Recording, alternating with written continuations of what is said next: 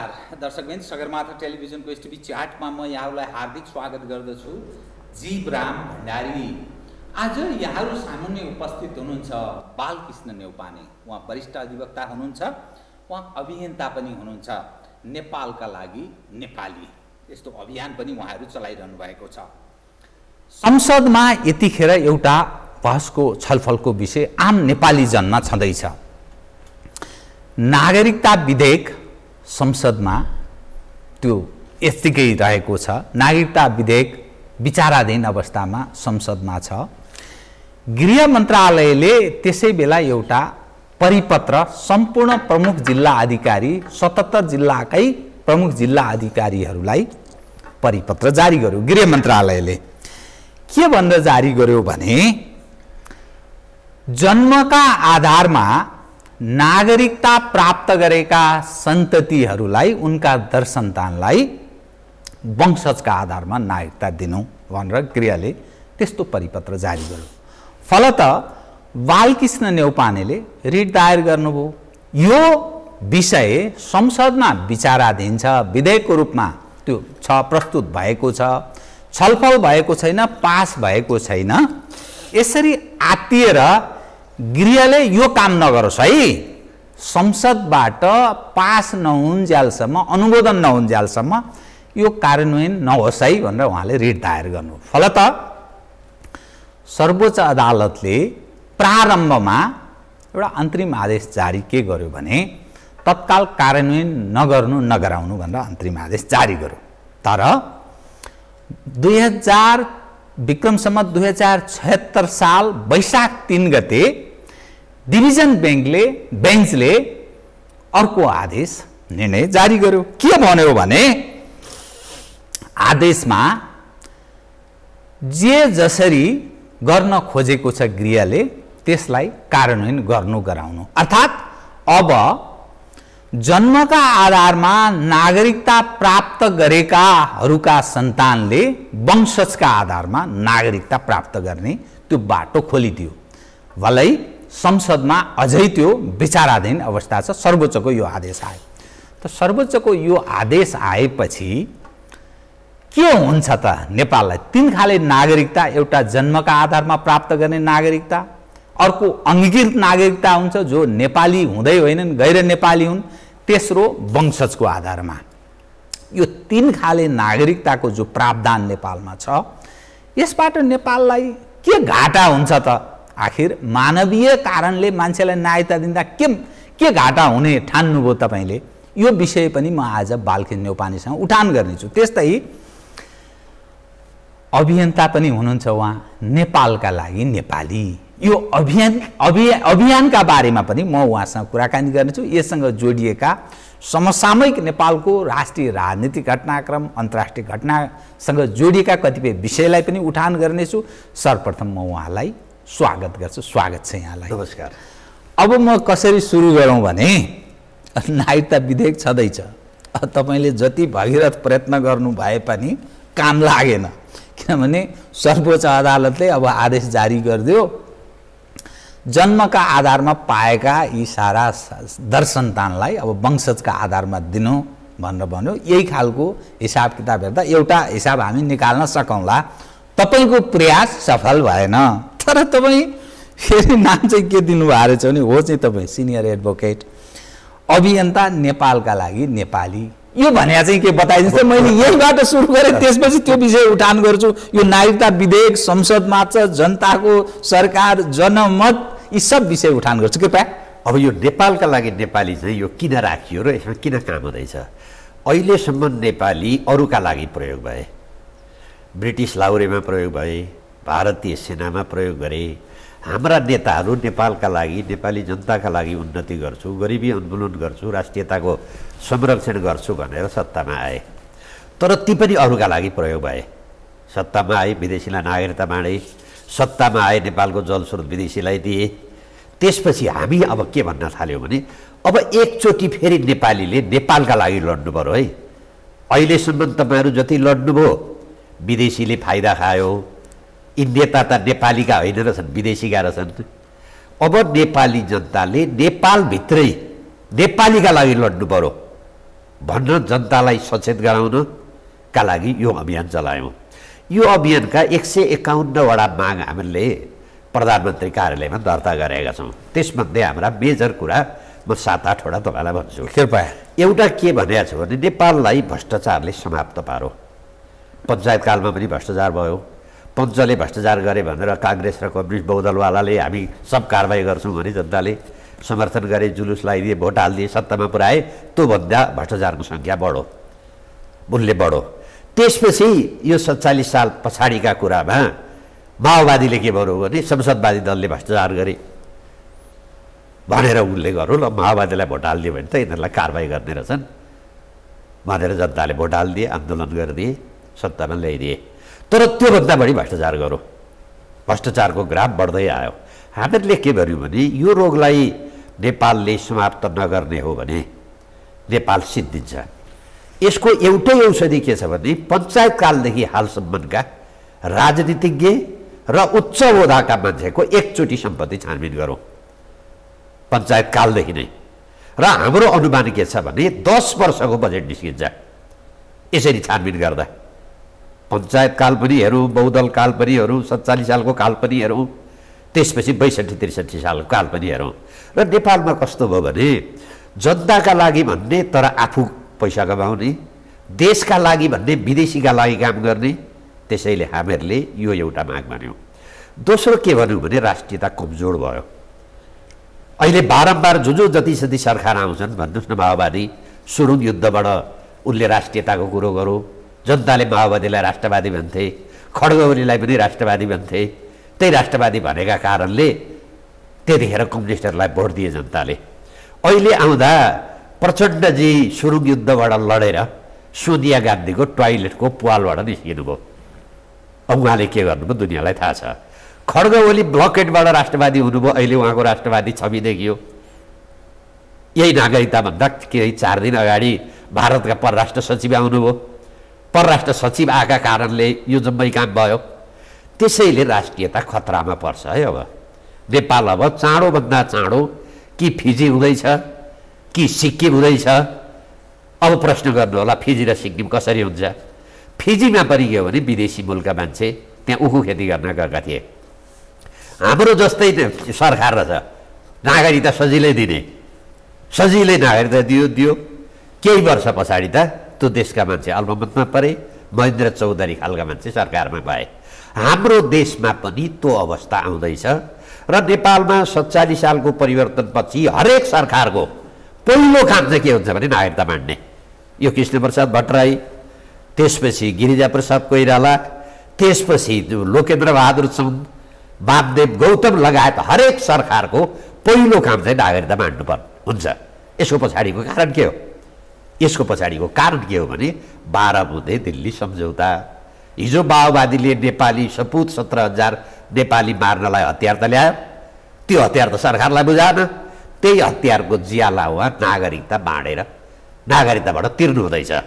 अब तपाईँले प्रश्न गर्नु होला मलाई, नेपालमा नागरिकता किन जरुरी, यस्तो चाहिँ महत्त्वपूर्ण कुरो छ भन्दाखेरि संसारमा नागरिकताका कठोर नीति भएका देश पनि छन्, नरम नीति भएका देश पनि छन्। त्यो आफ्नो अवस्था अनुसार हुन्छ। जस्तो अमेरिका, क्यानाडा, अस्ट्रेलिया भूमि बढी छ, जनसङ्ख्या कम छ, त्यसमा नागरिकताका नरम नीति लिन्छ। नरम नीति भनेको कोही विदेशी आएर त्यहाँको केटी बिहे गरिदियो भने त्यसलाई पनि दिन्छ। जन्मको आधारबाट टुरिस्ट आएको छ त्यहाँ जन्मियो भने पनि त्यसलाई नागरिकता दिन्छ। भुटानी शरणार्थीलाई पनि दिन्छ, डिबी चिट्ठावालालाई पनि दिन्छ। तर हाम्रो देशमा हाम्रो भू राजनीतिक अवस्था हेर्दा हाम्रो आफ्नै जनसङ्ख्या 80 लाखलाई हामीले रोजगार दिन नसकेर संसारमा भड्किरहेको छ। 55 डिग्रीको तातोमा ज्यानको बाजी लाएर मान्छे काम गरिरहेका छन्। दैनिक 5-7 वटा बाकसमा प्याक भएर लास आउँछ। अब हाम्रो देशमा यति ठुला 2टा देश छन्, त्यो देशको 1% जनसङ्ख्या आयो भने हामी दोब्बर हुन्छौँ। हेर्नुहोस् है, त अब संसारमाको देशले एकचोटि कर्तव्य परिवर्तन गर्छ। हाम्रा देशमा 19 साल पुस 1 गते 19 सालको संविधानले गरौँ। 47 सालको संविधान जो विश्वनाथजीले बुझ्नुभएको रहेछ यो देश, उहाँले 19 साल पुस 1 गतेसम्म जो नेपालमा जन्मियो त्यो नागरिक हुन्छ भन्नुभयो। र 47 सालको संविधानको मृत्युवरणको कारण यही संवैधानिक प्रावधान र वीरेन्द्रको वंशनाशको कारण यही नागरिकताको प्रावधानका कारणले यी दुईटा गए भन्ने मान्छेका आशंका पनि छ। त्यसपछि परिवर्तन भएका सरकारले हरेकचोटि नागरिकता दिने। अब तपाईँको 63 सालमा जब परिवर्तन भयो, सामान्य समाजका मान्छेले जब संविधान सभा आएपछि कस्ताले नागरिकता पाउँछ, कस्ताले नागरिकता पाउँदैन, पहिले संविधान बन्छ, संविधान भनेपछि कानुन बन्छ। तर हाम्रो देशमा 63 सालमा पहिले कानुन बन्यो। 47 सालको संविधान बहालै छ। हामीहरूले मुद्दा हाल्यौँ सर्वोच्च अदालतमा। ती मान्छेको न्यायाधीशको नाम अहिले पनि म लिन्छु, ताहिर अली अन्सारीले, के एकजना पौडेल प्रधान न्यायाधीश थिए। ती पौडेलले त्यो चाहिँ ताहिर अली अन्सारीका बेन्चमा राख्नुभयो।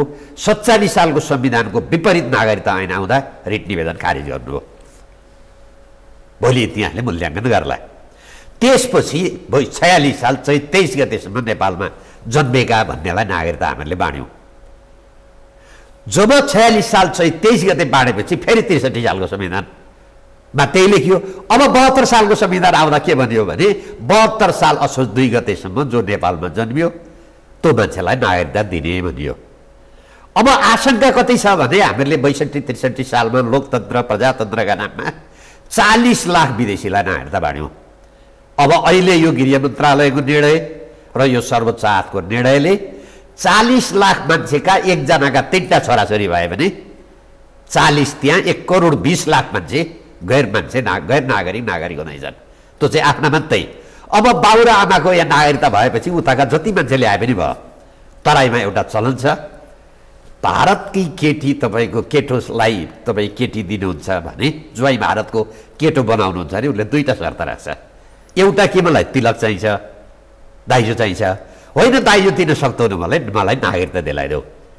नेपालको नागरिकता दिएपछि दाइजो दिनु पर्दैन। त्यसपछि त्यो केटीको बाउले चलन के छ भने छोरो बनाएर ज्वाइँलाई नागरिकता दिलाइदिन्छ।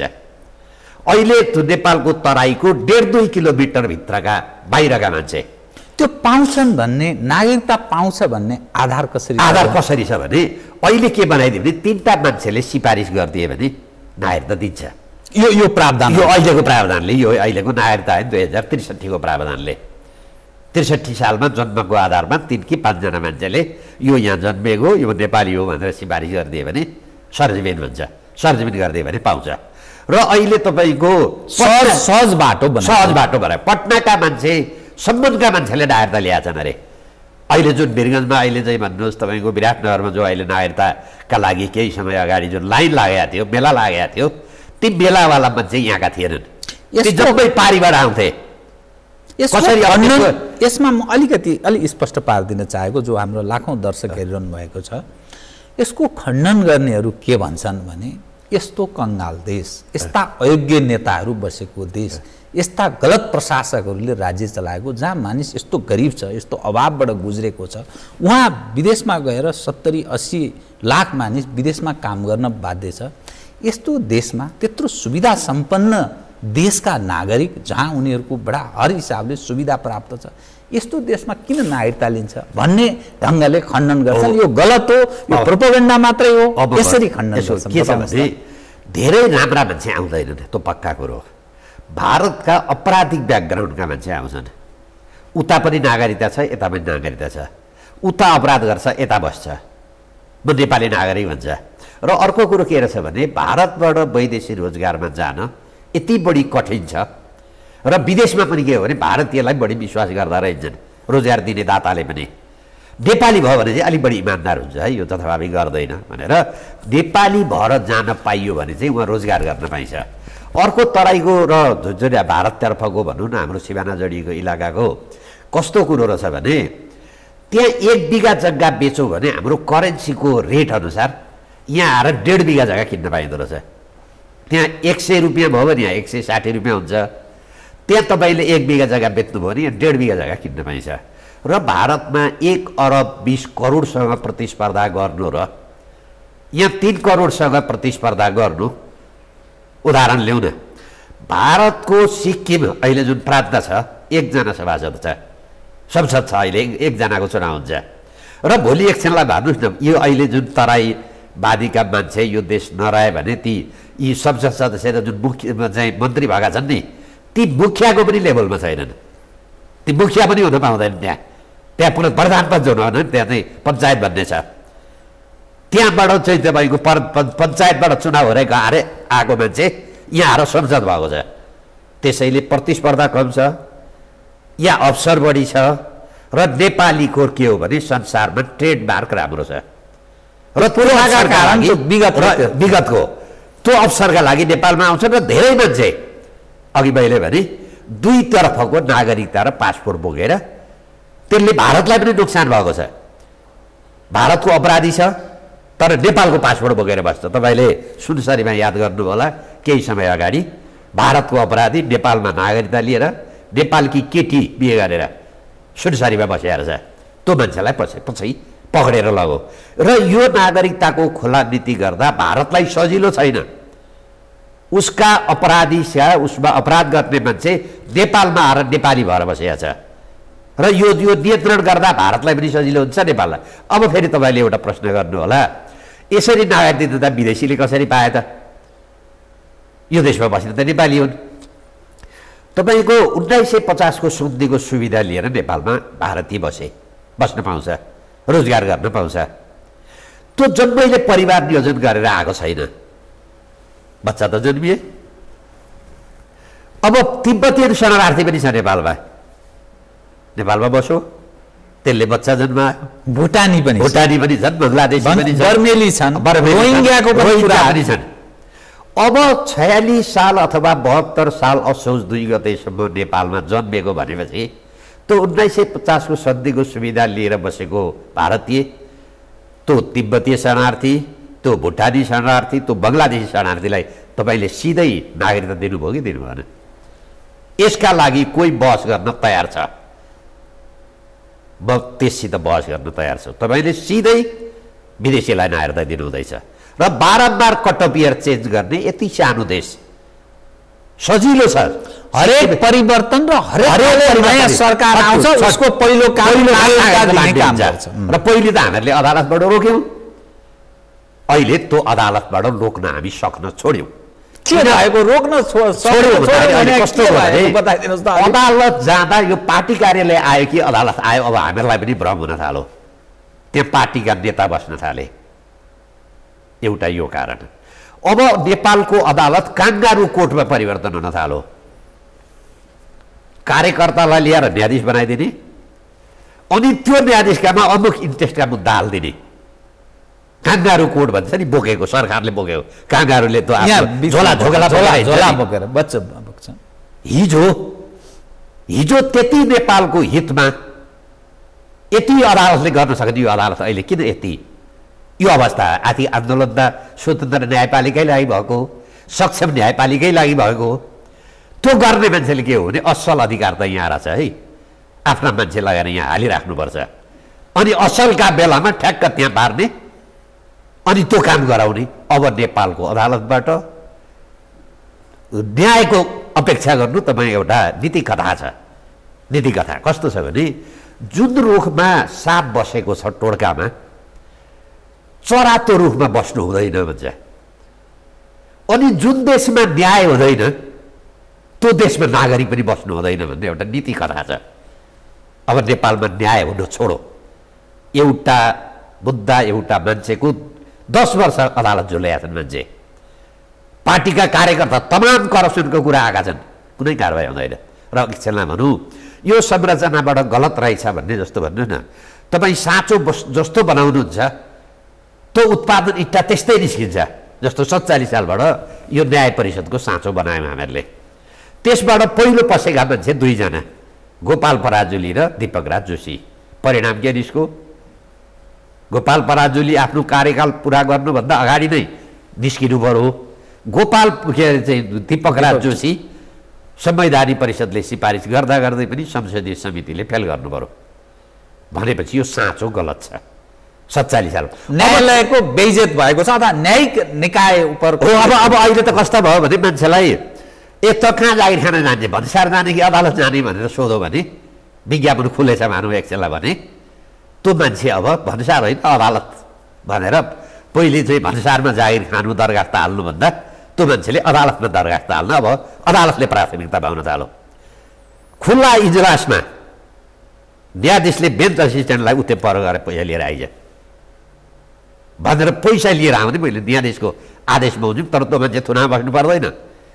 2000-4000 अख्तियारले चाहिँ पासो थापेका मान्छे, अख्तियारले यी भ्रष्टाचारी हुन् भन्छ, पासो थाप्छ। अहिले पासो कस्तो छ भने पैसा लिएर जाने, अब उसको कर्मचारी हो नि समस्या छ। नेतालाई पैसा नबुझाइकन त्यो ठाउँमा जान पाइँदैन, पैसा नबुझाइकन सरुवा हुँदैन। अब अलिकति पैसा खान छ अख्तियारले पासो बोकेर आएको छ, रातो लागेको नोट बोकेर आउँछ, ती मान्छेलाई अहिले पनि कारबाही हुँदैन। एकछिनलाई भनौँ, गोपाल पराजुलीको सर्टिफिकेट जुन नक्कली भन्ने प्रश्न आयो, उमेर सच्याइयो भन्यो, यही प्रश्न खरदार र सुब्बाको आगो भए के हुन्थ्यो?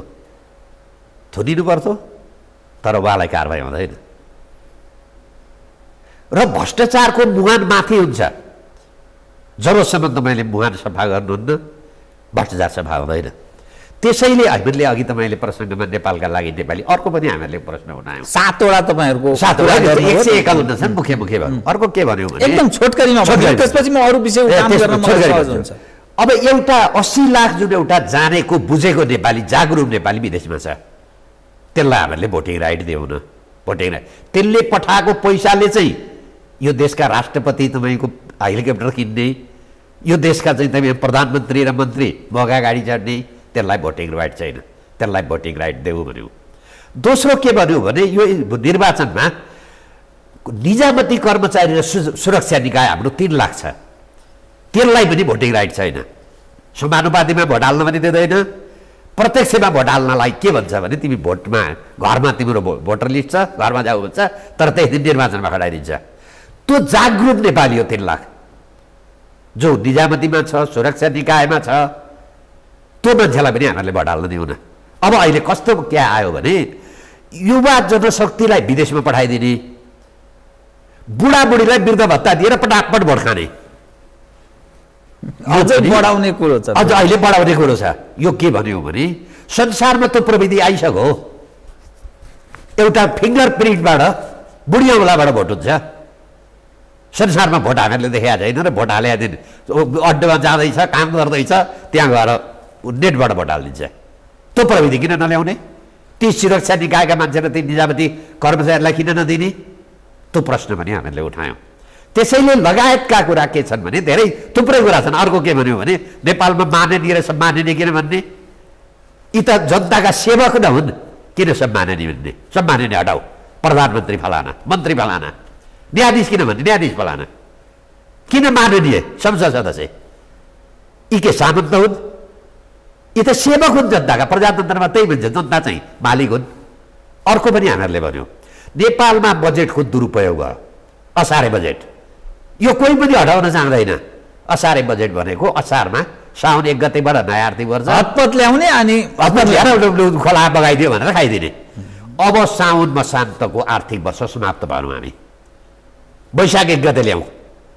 असार साउन र भदौ त जमिन खनेर विकास गर्ने विकासका काम प्रतिबन्ध लगाइदिउँ।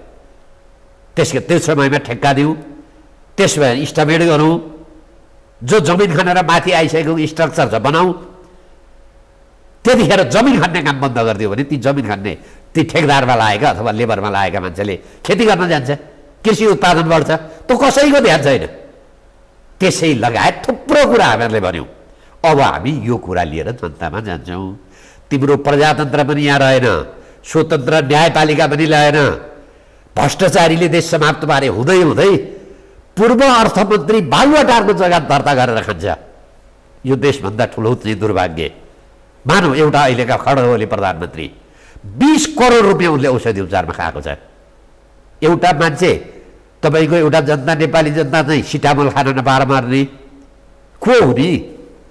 हिसाब नचाहिने। अर्को पनि भन्यौँ, अहिलेसम्म औषधि उपचारका नाममा जति खर्च गरियो त्यो जम्मै पैसा असुल हुनुपर्छ।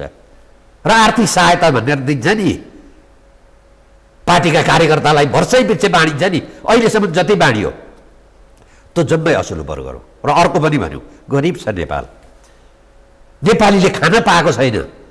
तिमी करोड करोडका गाडी चढेर हिँड्ने, 30 लाखभन्दा अरू जम्मै गाडी पाकिस्तानको प्रधानमन्त्रीले लिलाम नगरिदियो, हामी किन लिलाम नगर्ने? भारतका ठुल्ठुला केन्द्रीय मन्त्री एउटा एम्बेसडर घोप्टे गाडी चढेर हिँड्न सक्ने, हाम्रा नेतालाई हाम्रा कर्मचारीलाई पदमा आउने बित्तिकै यति महँगा गाडी चढ्नुपर्ने होइन। सब गाडी लिलामहरू सामान्य आवश्यकताको गाडी चढौँ हिँड्नका लागि मात्रै। मोज मस्ती गर्ने ठाउँ राज्य होइन। यहाँ त देश के हो भने मोज मस्ती गर्ने जस्तो राष्ट्रपतिको कुरो बारम्बार फेसबुकमा आउँछ। मदन भण्डारीले किन गणतन्त्र ल्याउने त भन्नुभयो। राजा हुँदाखेरि धेरै खर्च गरे, राष्ट्रपति भयो भने 15-20 हजारको तलबमा काम गर्छ, पैसा कम खर्च हुन्छ, देश विकास हुन्छ, राम्रो कुरो। उहाँकी श्रीमती राष्ट्रपति हुनुभएको छ।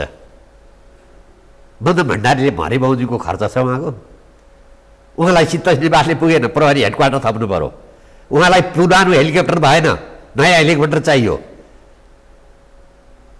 उहाँ संवैधानिक राष्ट्रपति, उहाँको सल्लाहकार भनेको प्रधानमन्त्री। 1 दर्जन सल्लाहकार छन् त्यहाँ राष्ट्रिय ड्युटी खाने। ती सब सल्लाहकार बन्द गरौँ। तँ पनि भन्यो हामीहरूले राज्य चलाउने भनेको नेता भनेको मोज गर्ने ठाउँ होइन, जनताको सेवा गर्ने। अब म एउटा विषय यसरी उठान गर्छु। तपाईँले उच्च स्तरीय छानबिन आयोग पञ्चायत कालदेखि अहिलेसम्मको गठन गरौँ, त्यो अधिकार सम्पन्न आयोग होस्, त्यसले धेरै चिज खोजबिन गर्छ र मुलुकका लागि चाहिने चिज त्यसैले जो गर्न सक्छ। यो दुनियाँको ऋणचेन गर्न हुँदा जरुरी पर्दैन भन्ने एउटा प्रयत्न तपाईँको अघि। अब अर्को आयो, अब नागरिकताको सवालमा यो गरिसके, निर्णय नै भइसक्यो। अब संसदले त्यो पास गर्ने नै भइगयो, पक्का पक्की किन सर्वोच्चले बाटो खोलिदियो, अब सकिएको होइन। अब बताइदिनुहोस् त, यो जुन आयोगको तपाईँ कुरा गरिरहनु भएको छ, जुन नागरिकताको विषय कुरा गरिरहनु छ, यो व्यभिचार भएको कुरा गरिरहनु भएको छ, मुलुक डुब्न लाग्यो भनेर जो चिन्ता जाहेर गरिरहनु भएको छ, एउटा जनप्रतिनिधि, जनताबाट निर्वाचित भएको व्यक्ति हिजोको अवस्थासम्म ऊ खान नपाएर एकदम हविगतबाट गुज्रेको मानिस यो हैसियतमा पुगेका छन्। अहिले 46 अगाडिका सम्झनुहोस् त, यी काङ्ग्रेस कम्युनिस्टका नेताहरूको म पनि झलझल सम्झु, तपाईँ हामी पनि बुझ्नुहुन्छ।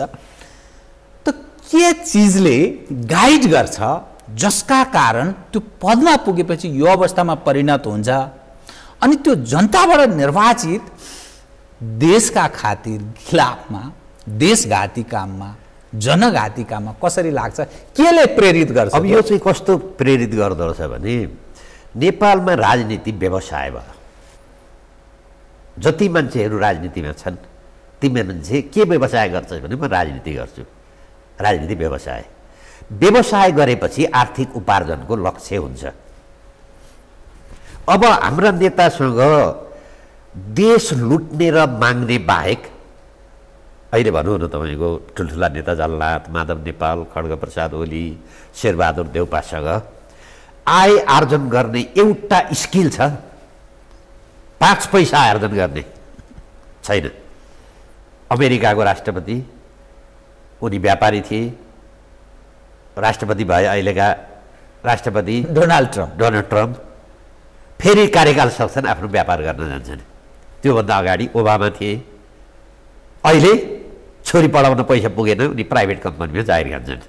हाम्रा पूर्व राष्ट्रपति रामवरण यादव डाक्टरी पेसा गर्न सक्दैन।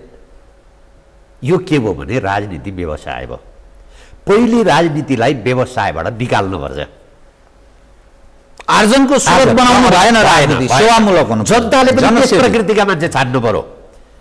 जब छान्छन्, अर्को मैले पनि नबुझेको, गिरिजाप्रसाद कोइराला 46 सालभन्दा अगाडि खान नपाएर च्यासे परेका देखिन्थे। जब सत्तामा एकदम रुष्टपुष्ट भए।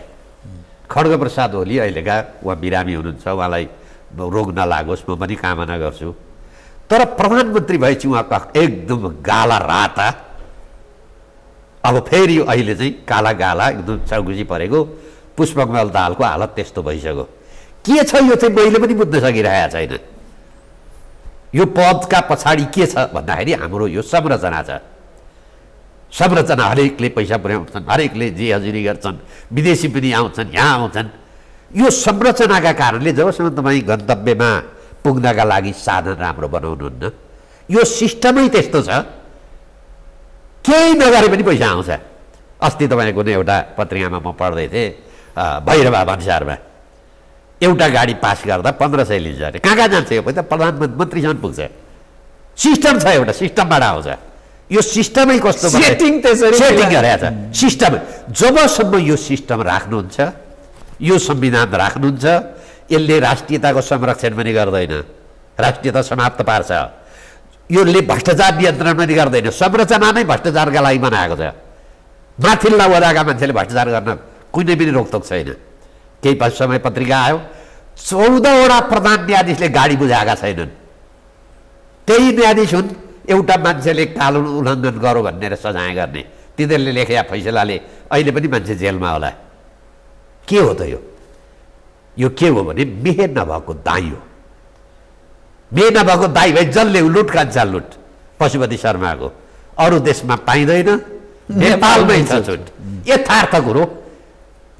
त्यति जुन गीतकारले गीत लेखे टोटल नेपालको पिक्चर त्यही एक लाइनले दिन्छन्। यो लुटतन्त्र हो, लोकतन्त्र होइन। जबसम्म यो लुटतन्त्र तपाईँले समाप्त पार्नुहुन्न, अब फेरि नेपाली जनताले एकचोटि यो देशको राष्ट्रियताको रक्षाका लागि कहाँबाट समाप्त पार्नुहुन्छ?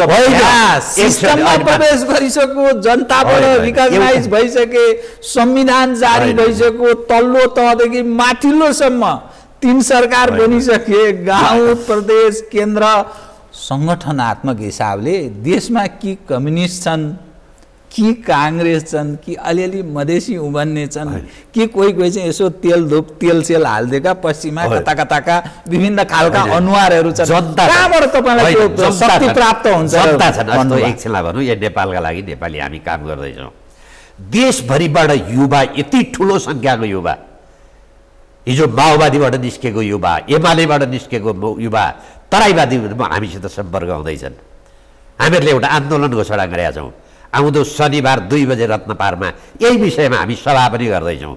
म जनताप्रति विश्वास गर्छु। यी पार्टीका कार्यकर्ता भने त एकदम दलाल हुन्। दलाल हामीहरूलाई चाहिएन। जस्तो यही नागरिकता मैले रोकेँ, तराईका जनताले मलाई फोन गरेर नेउपाने राम्रो गर्नुभयो। हामी त तराईमा अब बस्न नसक्ने भयौँ। जम्मै पारीबाट आएका लोकतान्त्रिक नागरिकले हामीहरूलाई विस्थापित गरे। हामी अहिले जनकपुरको उदाहरण दिँदैछु। कोही पनि जनकपुरमा बजारमा मान्छे चिन्दैनौँ हामी। जम्मै लोकतान्त्रिक नागरिकले भरिसके। अब यिनीहरूले हामीहरूलाई विस्थापित गर्छन्, उनीहरू खुसी भए। त्यसैले मेरो भनाइ के हो भने जनताप्रति हामीहरूले विश्वास गर्नुपर्छ। जनतालाई गाइड गर्ने मान्छे गलत भए, ड्राइभर गलत भयो, पेसेन्जरको कुनै दोष छैन। हिजो माओवादी भने माओवादीलाई बटाले, बडा राष्ट्रवादी छ, भ्रष्टाचारलाई नियन्त्रण गर्छ, सुरुङ युद्ध लडेको राष्ट्रियताको रक्षा गर्छ, 1950 को सन्धि खारिज गर्छ भनेर हिजो यी दलले होइनन् राजाले स्विजरल्यान्डमा लगाएको पैसा हामी ल्याएर बाँड्छौँ भनेका। अब हामी गर्छौँ यो काम। नेपालका लागि नेपालीले गर्छ। यिनीहरूको पैसा पानामामा पनि छ, चाहिँ स्विजरल्यान्डमा छ, हुँदै हुँदै हुँदै भेनेजुएलामा पनि यिनीहरूले पैसा राखेका छन्। मैले हाम्रा नेताका कार्यकर्तालाई सोधेँ, हाम्रा नेताको बारम्बार प्रधानमन्त्रीको भेनेजुएला भ्रमण हुन्छ नि, के हो भनेको त्यहाँ पैसा राख्ने अगाडा गुरु भएको छ। अब नेपाली जनताले फेरि एकचोटि उठेन भने यो देश समाप्त हुन्छ। अब उठ्नै पर्छ, उठ्छन् जनता। र मैले अघि तपाईँलाई भने जनता कसैका छैनन्।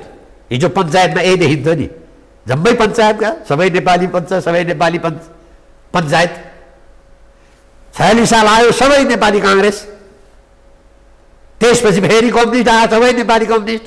माओवादी आएपछि त कोही माओवादी बेगर्ता कोही 2/3 पुर्याइदियो नि। अहिले कहाँ छ माओवादी? एमालेको फोर्समा पऱ्यो। तर एमालेलाई दुर्भाग्य, अब माओवादीले 17,000 मान्छे मारेको जिम्मा एमालेले पनि लिनुपर्छ। संसारमा मान्छे मारेर राजनीतिक पद पाइँदैन, मान्छे मारेपछि जेल बस्नुपर्छ। संसारका कोही मान्छे छन् मानव अधिकार छ भने यी नेपालका जुन तपाईँको हत्या गरिए 17,000 मान्छे, ती मान्छेको दोष के थियो? त्यसमा पनि कारबाही, त्यो पनि हामीहरूले भन्यौँ। यो अभियानभित्र त्यो पनि छ। मदन भण्डारीको हत्यालाई पत्ता लगाउँछु भनेको हाम्रा अहिले प्रधानमन्त्री होइन, मलाई पनि अहिले कानमा भाषण थाहा छ। हामीहरूले मदन भण्डारीको हत्यालाई पत्ता लगाइसक्यौँ। सरकारमा काङ्ग्रेस छ, हामीहरूलाई सरकार पुर्याइदिनुहोस्, हामी हत्यारालाई कारबाही गर्छौँ। पुर्याइदिए 51 सालमा, खै हत्यारा खै। उनकी श्रीमती राष्ट्रपति छन्, मदन भण्डारीले न्याय नपाउने। हामीहरूले भन्यौँ मदन भण्डारीको हत्या हामी पत्ता लगाउँछौँ। त्यो अभियानभित्र त्यो पनि अभियान छ, त्यो पनि नारा छ। अर्को पनि भन्यौँ हामीहरूले माओवादीले 51 सालमा 41 मध्ये माग राखे। कहाँ गए ती माग? राष्ट्रियतावाला माग थिए। त्यो माग पुरा गर पनि भन्यौँ हामी। यो कस्तो रहेछ भने नेपालका राजनीतिज्ञको एउटा कहावत छ। कुनै एउटा नेता रुसको ख्रुश्चेभ गाडी चढेर जाँदै रहेछ, चोकमा गयो, ड्राइभरलाई भनेर हिँड्छ, कहाँ जाने? अनि ड्राइभरले सोध्यो, हजुर कता जाने? ख्रुश्चेभले के भने, लेफ्ट सिङ्गल राइट टर्न। दुनियाँलाई देखाउँदा यता जा भन, तर जान अर्कातिर जाऊ। नेपालका पार्टी त यिनै रहेछन्, देश र जनताका लागि भन्ने, गर्ने त यीभन्दा ठुला सामन्त। जिम्मेवारीका साथ भन्दैछु, लेफ्ट सिग्नल राइट टर्न। गजब कुरा हो। यही हुन्, देश र जनताका लागि भन्छन्, देश समाप्त पार्छन्। लेन्डुप दोर्जे सिक्किममा संविधान सभा गणतन्त्र किन आएको रहेछ? यही कुरो हो भने नेपालीले फेरि राज संस्था खोज्छ। अब नरोत्तम सिंह कम्युनिस्टले ल्याउँदा देशका लागि नहुने ल्याए नि।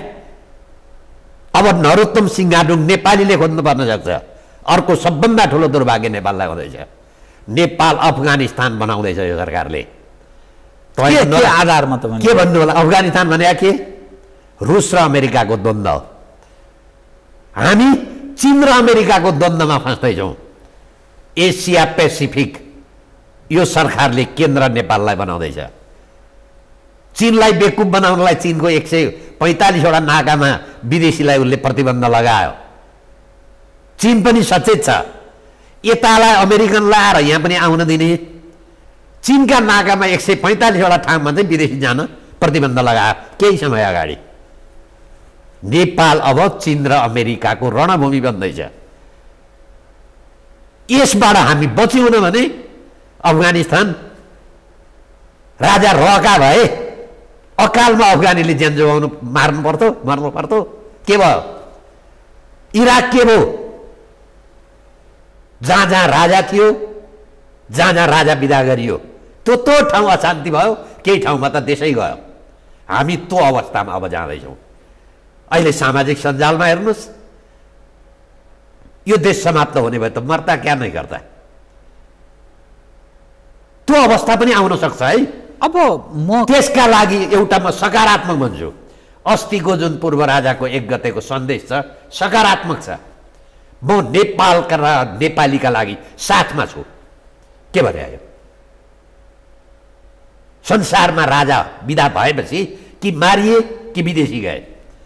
मलाई थाहा छ, ज्ञानेन्द्रले यो देशलाई भुटान बनाउन दिएका भए यी नेता अहिले पनि जेलैमा हुन्थे। तर भुटान उनका हातबाट भएन। बरु यो देशको राष्ट्रियता तलमाथि हुन्छ भने म सत्ता छोडिदिन्छु। नेपाली जनताले छोडिदिए, भयो नेपाल।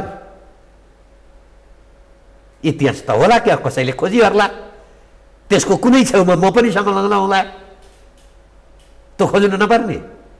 त्यसैले अहिले युवाहरू यो धारणामा पनि देखिन्छन् है। सामाजिक सञ्जालमा हेर्नुहोस्, म एज अ होलमा काङ्ग्रेस र कम्युनिस्टको काहीँ न काहीँ उनीहरूप्रति शुभेच्छा राख्ने एउटा व्यक्तिको हैसियतले म कसैको प्रति शुभेच्छा त राख्ने भन्दा पनि एउटा सञ्चार क्षेत्रमा काम गर्ने मानिस मात्रै, तर काङ्ग्रेस र कम्युनिस्टप्रति शुभेच्छा राख्ने व्यक्तिको हैसियतले एउटा प्रश्न उठाउँ त तपाईँलाई अघि। त के भन्छ भने नि, ए जनता मेरो साथमा हुने, मत मलाई दिने, 5 वर्षका लागि मलाई म्यान्डेट प्राप्त छ, जनताबाट अनुमोदन नभएको व्यक्तिले यति ठुलो कुरा गर्ने, यो के तुकको कुरा? त्यो तागत मसँग हुने राजनीति त कि ब्यालेटबाट, नेपाल जस्तो देशमा कि ब्यालेटबाट कि बुलेटबाट उसलाई त्यो सारा राजपाट प्राप्त भएको इतिहास त्यस्तो छ। दुईटै नहुनेले किन यति ठुलो कुरा भन्यो भने के हो भने, एउटा 5 वर्षलाई भोट दिएपछि तिमी जसरी पनि चलाऊ भनेको होइन। त्यो डे टु डे जनसमर्थन चाहिन्छ। अहिलेको सरकारले वैधानिक हैसियत छ, जनसमर्थन छैन। हिम्मत छ 3टा कुरामा जनमत गरौँ, संविधानमा छ। एउटा हिन्दू धर्म, अझ यसमा म बुद्ध धर्म पनि थप्छु। यसमा नेपाललाई त हामीहरूले के भनेका छौँ भने हिन्दू, बुद्ध र किराँत राष्ट्र घोषणा गरौँ। किराँत किन? हाम्रो प्रमुख धर्म, नेपालकै उत्पादन। बुद्ध किन? संसारको पहिचान बुद्ध नेपालमा जन्मिए। हिन्दू किन? सबभन्दा बढी बहुमत हिन्दू छ नेपालमा। एउटा यसमा जनमत गरौँ, एउटा सङ्घीयतामा जनमत गरौँ, एउटा राज संस्थामा जनमत गरौँ। तयार हुनुहुन्छ? पञ्चायतमा पनि हिजो थियो नि, 36 सालमा जिते पञ्चायत होइन, 46 सालमा कहाँ गयो? 2/3 होइन माओवादीले जितेको, झन्डै 2/3 ल्याएको होइन। त्यसपछि कहाँ गयो? यो बकस दिएको होइन। लेन्डुप दोर्जेलाई के सिक्किम बुझाउ भनेर भोट दिए हो र? अहिले लेन्डुप दोर्जे आफू पनि पछुताएर बसेका छन् अरे। अहिले नेपालमा लेन्डुप दोर्जेको प्रतिस्पर्धा छ। नेपालमा कसैले यो देश सिद्ध्याउँछ भने लेफ्टले सिद्ध्याउँछ। फेरि म जम्मैलाई भन्दैन, माओवादीभित्र, एमालेभित्र, काङ्ग्रेसभित्र देशभक्त मान्छे छन्, प्रजातन्त्रवादी मान्छे छन्, यो देशको विकास मान्छे छन्। तर माओवादी जम्मै पार्टीमा समस्या के रहेछ भने यस्तो नागरिकता विधेयकको कुरो आउनुभयो, संसदमा छलफल भएको भए एमाले यो नेकपा फुट्थ्यो। त्यो कारणले यिनीहरू संसदमा छलफल गर्न तयार भएनन्। तपाईँकै अस्ति एकजना खनालजी तपाईँकै कार्यक्रममा बोल्नुभएको थियो, भीम रावल लगायतका मान्छेले ठुलो सङ्ख्या छ त्यहाँ। अब उहाँले संसदमा पार्टी फुट्नुभन्दा त अदालतको बाटोबाट जाने, अदालतले बाटो खोल्दै आनन्द। अब नेपालमा कानुनी शासन किन संसद चाहियो? संसदमा ऐन विधेयक पेश हुने, छलफल गर्न पाइन्छ अदालत। फेरि अदालतको सहमति पनि हुन पाइन्छ, असहमति चर्चा परिचर्चा गर्न पाइन्छ। हिजोको अदालत होइन। संसदमा विधेयक पेश हुने, गृहमन्त्रीले लालमोहर संसदमा विधेयक ढिलो भएको कारणले ल चाँडो नआएर त बाँड्नु पर्यो भनेर परिपत्र गर्ने, त्यसमा अदालत थप्पा लगाइदिने। अघि मैले भने अदालत भने त काङ्गारू कोर्टमा परिणत भयो। त्यसको परिणाम के हो? कार्यकर्ता भन्यो भन्ने आदेश छैनन्। अघि मैले भने अदालत पस्दाखेरि हामीहरूलाई कन्फ्युज हुन थाल्यो, कहाँ पस्यौँ हामी? पार्टीका कार्यकर्ता भर्ती केन्द्र बनाइयो। अहिले मात्रै भयो, यो 47 सालदेखि गरियो यो काम। जुन राष्ट्रियताको संरक्षण अदालतबाट भएको थियो त्यो गौरव नेपालीलाई थियो। केही भएन भने अदालत छ हाम्रो, त्यो पनि सिद्ध्याइयो। अब केही बाँकी नरहेपछि अब कहाँ जाने भने फेरि एकचोटि सडकमा जाने। नेपालका लागि नेपाली, विदेशीका लागि होइन। अब यही भूमिमा जन्मियो। अहिलेसम्म नेता कहाँबाट ल्याउनु भयो तपाईँले? विदेशले सर्टिफिकेट दिएका, 12 बुँदे दिल्ली सम्झौता गरेका नेता लिएर आउनुभयो बजारमा। अब यही भूमिबाट जन्मिएका, विदेशले सर्टिफिकेट नदिएका, नेपालीले सर्टिफिकेट दिएका नेता अब नेपालले खोज्नुपर्छ। नेपालीका लागि, साँचो नेपालीका लागि मर्ता क्या नै कर्ताको अवस्थामा नेपाल प्रवेश गर्यो भन्ने तपाईँको दाबी अघि।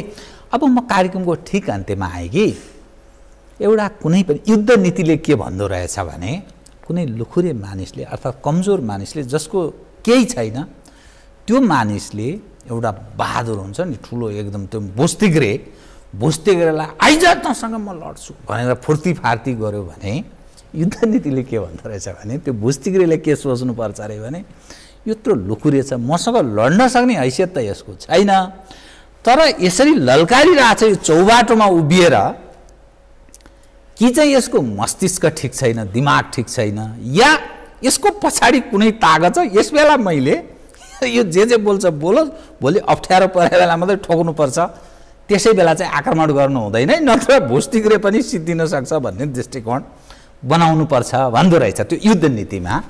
त तपाईँ यसो हेर्दाखेरि तपाईँ एउटा राम्रो वकिल हुनुहुन्छ कि कानुन व्यवसायी, सब हिसाबले तपाईँ देशभक्त मानिस, तपाईँको विगतदेखि म बुझ्छु पनि। यो जति पनि कुरा गर्नुभयो, अब तागत त हेर्नुहोस् यो देशमा कि कम्युनिस्ट छन्, उनीहरूसँग सारा चिज छ, कि काङ्ग्रेससँग छ, उनीहरूसँगै छन्, छिमेकी पनि उनीहरूकै फेभरमा छन्, विश्व पनि उनीहरूकै फेभरमा छन्। अनि नेपालको जतिपटक परिवर्तनहरू ठुल्ठुला भएका छन् त्यसको पछाडि त्यस्तै तागतले काम गरेको छ, जसका कारण ठुलो परिवर्तन भएको छ। यहाँ देखिएका ती भुस्तिग्रे जस्ता देखिएकाहरू पनि स्वाहा भएका छन्। तपाईँ यी सारा कुरा जो गरिरहनु भएको छ त्यो के आधारमा गरिरहनु भएको छ बताइदिनुहोस् त एकदम संक्षिप्तमा। म तपाईँको के भन्छु भने यो तपाईँले जुन छिमेकी यिनीहरूका साथमा छ भन्ने त्यो अगाडिको कुरो, अहिलेको कुरो फरक छ। अहिले नयाँ कुरो के आइरहेको छ भने यहाँ जुन पश्चिमाको गतिविधिले भारत र चीन दुइटै सशङ्कित छन्। एउटा अहिले राम्रो सङ्केत के आइरहेछ भने मोदीले चुनाव जिते भने पाकिस्तानले म भारतसँग कुरो गर्छु भनौँ।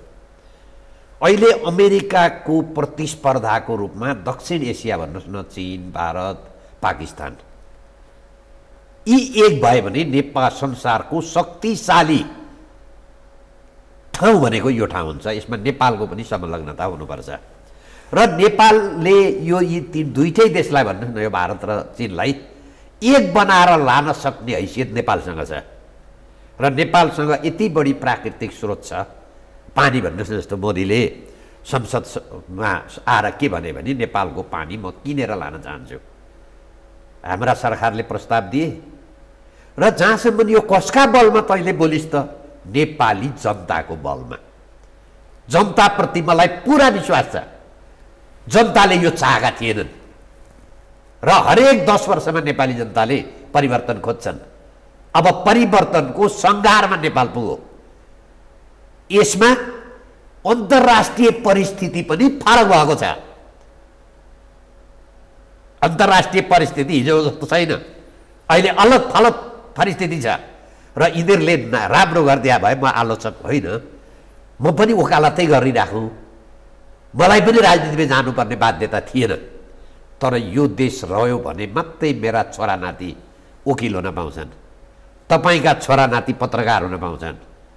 यो देश भोलि सिक्किम जस्तो विलय भयो भने यो टेबलमा चटर्जी र बनर्जी आउँछन्। तपाईँले सोध्ने चटर्जी हुन्छ, म इन्टरभ्यू दिने बनर्जी हुन्छु, सक्सेना र सिंहजी आउँछन्। यसका लागि अब हिजो जति मैले यो देशको संरक्षणबाट अदालतबाट खोजेँ, अब म के निष्कर्षमा पुगेको छु भने अब यो सडकमा नगइकन, जनतामा नगइकन यो सम्भव छैन। हदै गर्लान्, मार्लान्, त्यो हामी तयार छौँ। त्यस्तो सङ्केत केही देखिन पनि थालेको छ। त्यस्ता अघि दिन मुस्तिग्रे दादा भन्नुभयो नि, त्यस्ताले केही सङ्केत गर्न पनि थालेका छन्। तर हाम्रो पछाडि नेपाली जनता छन्, हाम्रा पछाडि जनताका कुरा हामी गर्छौँ। जसरी हिजो यिनीहरूले नक्कली डाक्टरले भन्यो नि, हिजो यी त नक्कली रहेछन्, यिनीहरूले गरेका कुरा पुरा गरे भए नेपाललाई स्विजरल्यान्ड, के अरे स्विजरल्यान्ड, मलेसिया बनाएका भए म पनि त्यो बनाउने नेताको फोटो चाहिँ बेडरुममा यहाँ चाहिँ राख्नुपर्छ भन्ने मेरो पनि कल्पना थियो। तर त्यो फोटो राख्ने मान्छे मैले पनि भेटिनँ। अब नेपाली जनताले यही खोज्दैछन्, भौतारेका छन्। शान्ति कोही नेपालीलाई छैन। अहिले गाउँ गाउँमा तपाईँले कर तिर्न सक्नु भएको छैन। जग्गा बेचेर कर बुझाउनुपर्छ। अर्को म तपाईँलाई भन्छु, महालेखाको प्रतिवेदन 3 दिन अगाडि प्रकाशित भयो। गत सालमा 21,000 नेपालीको ऋण थियो, पर नेपाली जन्मिने बित्तिकै 21,000 थियो। अहिले 31,700 भयो। 10,700 खड्ग ओलीका 1 वर्षको सरकारले ऋण बढायो। हामीलाई थाहा छ 46 सालमा हामी पनि टुडीखेलमा भाषण नेताको सुन्न जाँदा पञ्चायतले 7,000 ऋण लगायो। 30 वर्ष प्रति व्यक्तिको टाउकोमा 7,000 ऋण। अहिले त्यो ऋण 31,700, 1 वर्षमा 10,700 बढो। के भयो विकासका संरचना? पञ्चायतकालले गरेको विकासका संरचना हामी देख्न सक्छौँ। पञ्चायतले जति शासन गर्यो बहुदलीय व्यवस्था, यी खालका नेता है, फेरि तीनटा छन् यहाँ। एउटा बहुदलीय कार्यकाल, एउटा गणतान्त्रिक कार्यकाल, नेता यिनै हुन्। यो 47 सालको संविधान यिनीहरूले संसारको सबभन्दा उत्कृष्ट बनाएको होइन, त्यो विधा भएन। यो संविधान रहन्छ। देखिने यसका विकृति त देखिन थालिसक्यो। अब म ठिक कार्यक्रमको अन्त्यमा आएँ। जो विषय तपाईँले उठान गर्नुभयो, अब यथास्थितिमा मुलुक रहँदैन। राजनीतिक हिसाबले आश गर्ने पनि त्यस्तो केही आधारहरू रहेन। भएका संयन्त्र, राजनीतिक दल, विभिन्न संवैधानिक अङ्ग प्रत्यङ्ग, सरकारका यी सम्पूर्ण हेल्पिङ ह्यान्डहरू अब तय गर्छ सडकले। त्यो अवस्था सिर्जना हुन्छ है तपाईँको सारमा भनाइ। अब जनतैले तयार, जनता उठेनन् भने हाम्रो केही लाग्दैन। जनता सिक्किम बन्न तयार छन्, जनता दास बन्न तयार छन्, जनता अफगानिस्तान बन्न तयार छन्। सडकमा आउँदैनन्, हामी पनि तयार हौँ। अब अर्को विकल्पै छैन हामीसित पनि। तर नेपाली जनता यो तयारमा छैन। जनता अब नेतृत्व खोजिरहेका छन्। अझ पनि म भन्छु यो जतिले यो विकृतिका कुरा अलग अलग उठाएर आएका छन्, जति चाहिँ तपाईँको समाजमा देखिन्छन्, आउनुहोस् एक ठाउँ बसौँ। डाक्टर सुरेन्द्र केसी, सुशीला कार्की हुँदै हुँदै गोविन्द केसी लगायतका जति मान्छे हुनुहुन्छ तपाईँ आफ्ना कुरा अलग अलग छोडौँ, 3-4 कुरामा एक हौँ। यो देशको राष्ट्रियता, यो देशको भ्रष्टाचार र पञ्चायतकालदेखि अहिलेसम्म कारबाही हुनुपर्छ भन्नेमा जम्मैको मुखबिल छ। एउटा मिनिमम रिक्वायरमेन्ट बनाएर मिनिमम आधार समझदारीका कुरा मिलाएर आउनुहोस्, जनतालाई लिड गरौँ। जनता चाहिँ अहिले को आउँछ, कसले हाम्रो कुरो गरिदिन्छ भनेर जनता हेरिरहेका छन्, प्रतीक्षामा छन्। हस्, कार्यक्रममा आइदिनु भयो, तपाईँलाई हार्दिक धन्यवाद छ। केही विषय अरू थप उठ्न सक्थ्यो, समयले यतिसम्म साथ दियो, धन्यवाद छ है। आदरणीय दर्शकवृन्द, उहाँ हुनुहुन्थ्यो बालकृष्ण न्यौपाने, वरिष्ठ अधिवक्ता र उहाँ एउटा अभियन्ता पनि, नेपालका लागि नेपाली, पछिल्लो देखिएको नेपालको राजनीतिक दृश्य उप विश्लेषणात्मक कुराकानी गर्दै म लगायत मेरो सम्पूर्ण युनिटलाई कार्यक्रमबाट बिदा दिनुहोस्। तर सगरमाथा टेलिभिजन हेर्दै रहनुहोला। नमस्कार।